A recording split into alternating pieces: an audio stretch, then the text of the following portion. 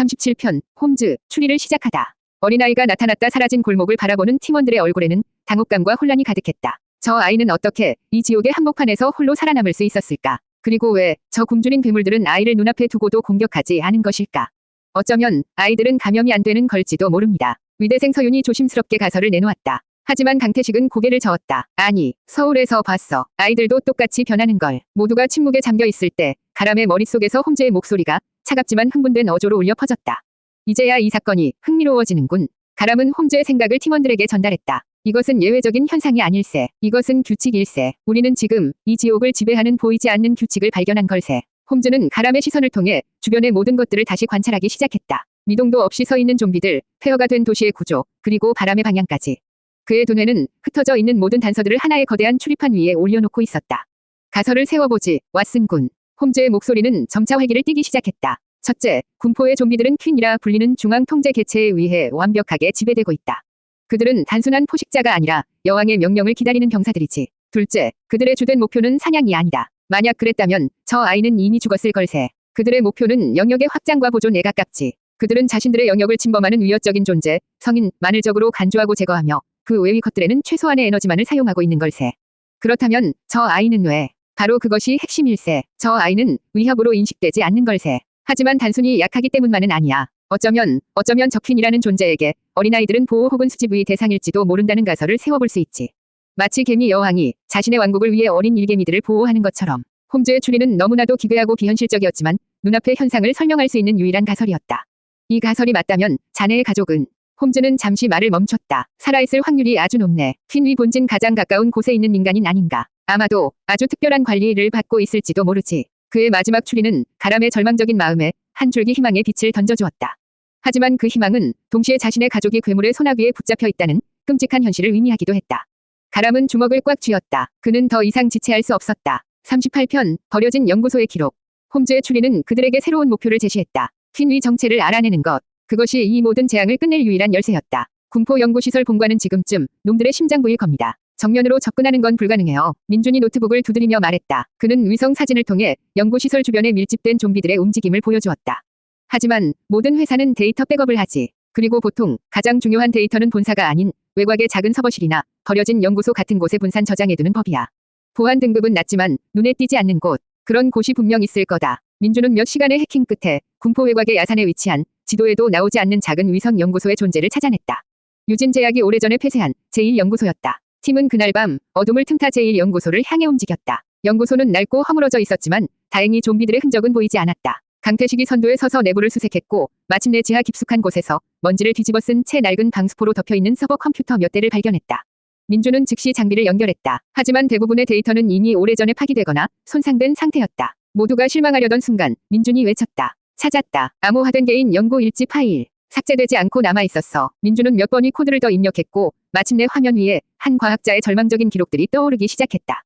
프로젝트 이브, D30, 실험체 2012 예상치 못한 부작용을 보이기 시작했다. 세포 재생 능력은 경이롭지만 공격성과 지적 능력이 통제 불가능한 수준으로 D15, 2012, 다른 실험체들을 정신적으로 지배하기 시작했다. 우리는 괴물을 만들었다. 상부에 보고했지만 그들은 실험 강행을 명령했다. 그들은 이것을 인류 진화의 가능성이라고 부른다. 그리고 마지막 기록, 재앙이 시작되던 바로 그날의 기록이었다. D-Day, 2012 탈출했다. 그녀가 중앙 통제 시스템을 장악했다. 모든 것이 끝났다. 그녀의 목표는 파괴가 아니다. 번식이다. 그녀는 자신만의 왕국을, 새로운 인류를 만들려 하고 있다. 그녀의 이름은, 기록은 거기서 끊겨 있었다. 하지만 그 마지막 문장 아래 연구원이 급하게 스캔에 올린 듯한 낡은 환자 정보 파일 하나가 첨부되어 있었다.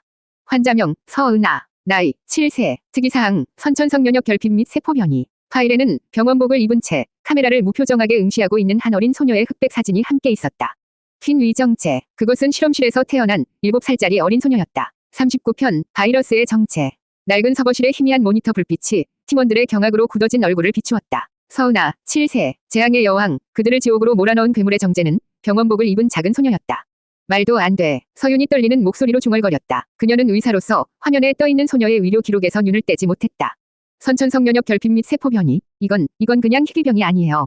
유진 제약이 이 아이를 이용해 인위적으로 유전자를 조작했다는 뜻이에요. 프로젝트 이브, 아마도 인류의 질병을 극복할 새로운 유전자 치료제를 개발하려 했던 거겠죠. 그 과정에서 이 아이의 세포가 통제 불가능한 괴물로 변이한 거고요. 그녀의 설명에 모두가 할 말을 잃었다. 강태식은 거친 욕설을 내뱉었다. 미친놈들, 어린애를 데리고 대체 무슨 짓을 한 거야. 그는 평생을 전쟁터에서 사람을 죽여왔지만 이토록 추악하고 비인간적인 범죄 앞에서는 참을 수 없는 분노를 느꼈다. 가람의 머릿속에서 홈즈의 목소리가 그 어느 때보다 차갑고 냉정하게 울려 퍼졌다. 이제 모든 것이 명확해지는군. 이 바이러스의 정체가. 가람은 홈즈의 생각을 팀원들에게 전달했다. 이것은 우리가 알던 바이러스와는 근본적으로 다르오. 이것은 생물학적 병원균인 동시에 정신을 지배하는 일종의 네트워크요. 서우나, 즉 퀸은 숙주이자 동시에 중앙 서버인 셈이지. 그녀는 자신의 변이된 세포에서 나오는 특수한 파장을 통해 감염된 모든 개체들을 자신의 의지대로 조종하고 있는 거요. 텔레파시와도 같은 거대한 하이브 마인드, 군집 의식인 셈이지. 홈즈의 추리는 그들이 지금까지 겪었던 모든 기이한 현상들을 설명해 주었다. 공포의 좀비들이 일정한 방향을 향해 서 있던 이유, 그리고 어린아이가 공격받지 않았던 이유까지. 그렇다면 그 아이는, 그렇다네, 왓슨 군. 홈즈는 가람의 생각을 읽고 대답했다. 퀸은 7살 소녀의 정신을 가지고 있어. 그녀에게 이 세상은 거대한 인형의 집일지도 모르지. 그녀는 자신과 같은 어린아이들을 보호하고 위협적인 어른들을 배제하며 자신만의 외로운 왕국을 만들고 있는 걸세. 그녀는 파괴자가 아닐세. 그녀는 그저 지독하게 외로운 어린 신일 뿐이야. 홈즈의 마지막 말은 작전 본부의 공기를 무겁게 짓눌렀다. 그들의 적은 단순한 괴물이 아니었다. 그들은 이제 인간의 탐욕이 만들어낸 비극의 산물이자 상처 입은 어린아이의 뒤틀린 영혼과 싸워야만 했다. 40편, 이것은 자연재해가 아니다. 퀸의 정체가 밝혀진 후 팀의 목표는 더욱 명확해졌다. 하지만 동시에 그들의 마음은 더욱 복잡해졌다. 그들은 과연 이 모든 비극에 책임이 없는 7살 소녀를 자신들의 손으로 심판할 수 있을까? 더 찾아봐야겠어. 민준이 키보드를 두드리며 말했다. 이 연구 일지만으로는 부족해. 유진 제약이 이 짓을 벌인 진짜 목적. 그 증거를 찾아야 해. 그는 다시 한번 정보의 바다 깊은 곳으로 잠수하기 시작했다. 그는 하룻밤을 꼬박 세워 유진 제약의 파기된 서버 기록과 관련자들의 암호화된 이메일들을 복원해냈다. 그리고 다음 날 아침 그는 끔찍한 진실을 모두의 눈앞에 펼쳐 보였다. 화면에는 유진 제약의 고위 임원들이 주고받은 이메일들이 떠 있었다. 프로젝트 이브의 성공을 확신합니다. 대상, 퀸은 완벽하게 통제 가능하며 이브 바이러스는 인류를 다음 단계로 진화시킬 열쇠가 될 것입니다. 국방부와의 비공식 계약 완료. 초기 실험은 수도권 남부의 제한된 구역에서 상수도 시스템을 통해 진행될 예정. 자연재해로 위장하여 통제 실패. 이건 재앙이야. 당장 모든 기록을 파기하고 관련자들을 해외로 피신시켜. 모든 것이 드러났다. 이것은 사고가 아니었다. 그것은 거대한 실험이었고 음모였다. 유진 제약은 국방부와 결탁하여 국민들을 상대로 끔찍한 생체 실험을 자행했던 것이다. 그들의 목표는 인류를 구원하는 것이 아니라 바이러스를 통해 인류를 통제하고 새로운 시대의 지배자가 되는 것이었다. 하지만 그들의 통제에서 벗어난 어린 여왕이 이제 자신만의 방식으로 세상을 지배하기 시작한 것이다. 이 개자식들. 강태식의 주먹이 분노로 떨렸다. 작전 본부에는 무거운 침묵이 흘렀다. 그들은 이제 자신들이 싸우고 있는 것이 단순한 좀비가 아님을 깨달았다. 그들은 인간의 탐욕이 만들어낸 거대한 악과 그 악이 낳은 슬픈 괴물, 그 모두와 싸워야만 했다.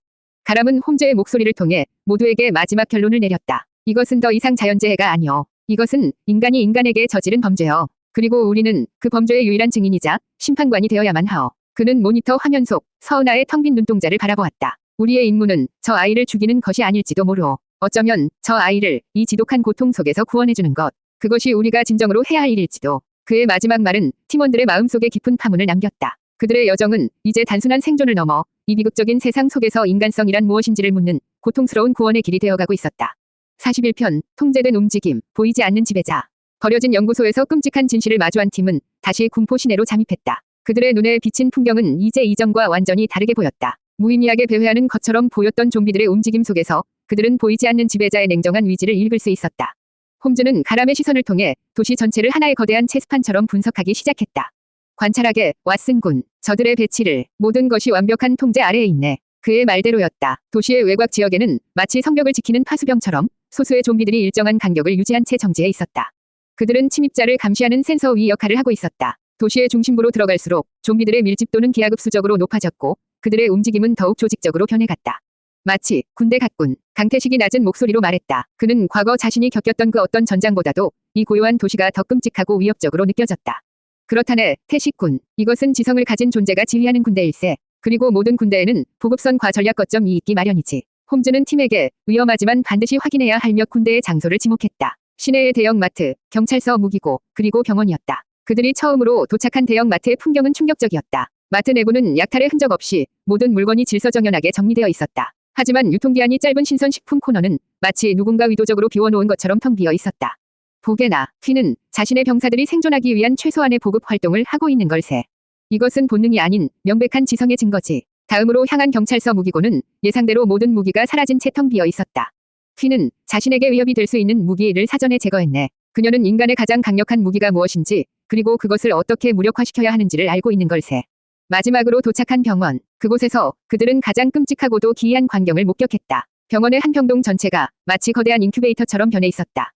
수백 명의 좀비들이 침대 위에 미동도 없이 누워 정맥 주사를 통해 정체불명의 녹색 수액을 공급받고 있었다.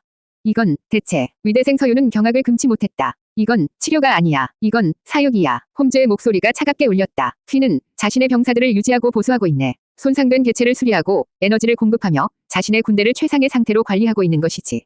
우리는 지금 살아있는 유기체로 만들어진 거대한 도시 시스템의 심장부를 보고 있는 걸세. 팀원들은 모두 할 말을 잃었다. 그들의 적은 단순히 굶주린 괴물이 아니었다. 그것은 도시 전체를 자신의 몸처럼 통제하고 생명과 죽음마저 관리하는 보이지 않는 신이자 완벽한 지배자였다. 42편 퀸 위존재. 병원의 끔찍한 광경은 팀에게 절망과 함께 한 가지 확신을 주었다. 이 모든 것을 통제하는 퀸은 분명 이 도시 어딘가에 물리적으로 존재하고 있다는 것. 이제 모든 조각이 맞춰졌네. 그날 밤 임시은신처로 돌아온 홈즈는 마지막 추리를 시작했다. 퀸, 즉 서은하는 실험실에서 태어난 존재일세. 그녀는 아마도 평생을 연구시설의 차가운 유리벽 안에서 살아왔을 걸세. 그녀에게 집이란 바로 그 연구시설 그 자체였을 테지. 그는 민준이 찾아낸 군포시의 지도를 펼쳤다. 그녀가 탈출하여 이 도시를 장악했을 때 그녀는 본능적으로 자신이 가장 안전하다고 느끼는 곳, 자신의 유일한 집으로 돌아갔을 걸세. 그리고 그곳을 자신의 새로운 왕국의 왕좌로 삼았겠지. 홈즈는 지도의 한 지점을 손가락으로 가리켰다. 유진제약의 거대한 제2연구시설, 바로 재앙의 진원지였다. 모든 좀비들이 향하고 있는 방향, 모든 시스템이 집중되고 있는 곳. 퀸은 바로 저곳, 연구시설의 가장 깊고 안전한 곳에 존재하고 있네. 아마도 그녀가 태어났던 바로 그 실험실 안에서. 강태식이 물었다. 그렇다면 우리가 거길 습격해서 그 아이를 제거하면 모든 게 끝나는 건가? 이론적으로는 그렇다네. 홈즈는 잠시 말을 멈췄다. 그의 눈에 처음으로 불확실성의 그림자가 스쳐 지나갔다. 하지만 한 가지 변수가 있네. 퀸은 더 이상 평범한 7살 소녀가 아닐세. 그녀는 수백만 감염자의 의식을 자신의 안에 담고 있는 거대한 정신적 네트워크의 중심일세. 그녀를 물리적으로 제거하는 것이 과연 이 네트워크 전체를 파괴할 수 있을지는 나조차도 장담할 수 없네. 그의 말에 작전 본부에는 무거운 침묵이 흘렀다. 게다가 그녀는 혼자가 아닐 걸세. 홈즈는 말을 이었다. 모든 여왕개미의 곁에는 가장 강력한 병정개미들이 여왕을 호위하는 법. 연구시설 주변에는 퀸이 특별히 진화시킨 우리가 지금까지 상대해 온 것들과는 차원이 다른 가디언들이 존재할 확률이 높지. 그들의 임무는 명확해졌지만 그 난이도는 상상을 초월하는 것이었다. 그들은 이제 수만 대군이 지키고 있는 적의 심장부로 들어가 불사의 여왕을 암살해야만 했다. 가람은 굳은 얼굴로 연구시설의 지도를 내려다보았다. 그의 집, 그의 아파트가 바로 그 연구시설에서 불과 몇 블록 떨어지지 않은 곳에 있었다. 상관없소. 가람이 입을 열었다. 그의 목소리에는 더 이상 두려움이 없었다. 그곳이 지옥의 아가리라 할지라도 나는 가야만 하오. 내 가족이 그곳에 있으니까. 그의 결연한 의지에 다른 팀원들의 눈빛도 다시 한번 뜨겁게 타오르기 시작했다. 그들은 이제 마지막 전쟁을 향해 나아갈 모든 준비를 마쳤다.